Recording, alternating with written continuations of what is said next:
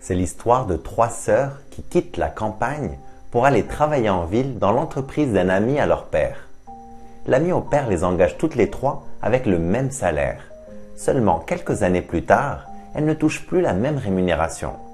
La plus jeune des filles reçoit le salaire le plus bas, la deuxième reçoit un salaire un peu plus élevé et la troisième sœur, qui est l'aînée, reçoit le salaire le plus haut. Les deux filles les plus jeunes sont jalouses du salaire plus élevé de leur sœur aînée et faute de courage pour en parler directement à leur patron, elles se plaignent régulièrement auprès de leur père. Fatigué par les pleurnicheries de ces jeunes filles, le père décide un jour d'aller voir son ami pour lui demander de mettre fin à cette injustice. L'homme d'affaires le reçoit, il l'écoute attentivement, puis il dit « Je ne vais pas t'expliquer pourquoi tes filles ne touchent pas le même salaire, tu vas voir par toi-même. » Il fait venir la plus jeune des sœurs à son bureau et lui demande « Nous avons reçu un camion rempli de marchandises d'importation d'Asie ce matin.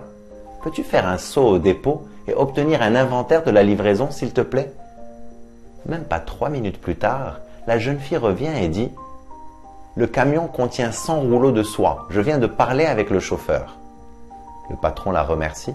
Il convoque ensuite la deuxième sœur et lui fait la même demande. 1 heure plus tard, la deuxième sœur revient au bureau avec un inventaire du chargement et dit « Le camion contient 100 rouleaux de soie, 50 lecteurs MP3 et 50 plateaux de bambou peints à la main. » Le patron la remercie et convoque alors l'aînée et lui demande la même chose qu'à ses sœurs.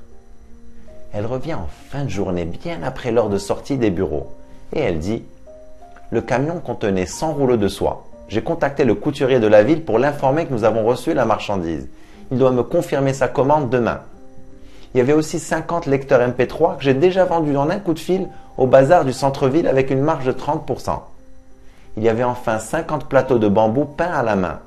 Mais la qualité était médiocre. Je les ai renvoyés au fabricant pour qu'elle les finisse mieux. » Lorsque la fille aînée quitte le bureau, le patron regarde le père et lui dit « Alors ?» Le père, un peu gêné, dit « Je comprends mieux maintenant. Ma jeune fille ne fait pas ce qu'on lui demande. La deuxième fait seulement ce qu'on lui demande. Et l'aînée en fait plus sans qu'on ait besoin de lui demander. » L'homme d'affaires sourit et acquiesce de la tête. Le père s'excuse de l'avoir accusé de commettre une injustice. Il remercie son ami et le salue chaleureusement. Il nous arrive à tous de nous plaindre pour nos circonstances, que ce soit pour un salaire qu'on estime trop bas, ou des collègues qui ne sont pas assez solidaires, ou un conjoint qui n'est pas assez aimant.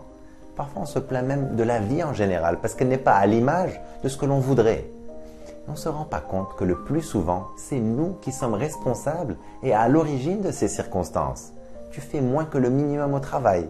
Tu n'es jamais là pour tes collègues. Ça fait des mois que tu n'as pas un geste intentionnel ni même un mot gentil pour ton conjoint. Qu'est-ce que tu veux?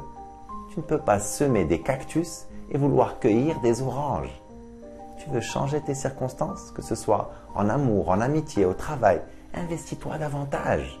Donne bien plus que ce que l'on attend de toi. Et ce n'est qu'une question de temps avant que tu n'obtiennes des résultats surprenants. En général, tes circonstances ou la qualité de ta vie, c'est le reflet de la qualité de ta contribution. Donne bien plus que ce qu'on attend de toi et laisse la vie te surprendre. Je t'encourage à vivre une vie extraordinaire. Vive al-hayat!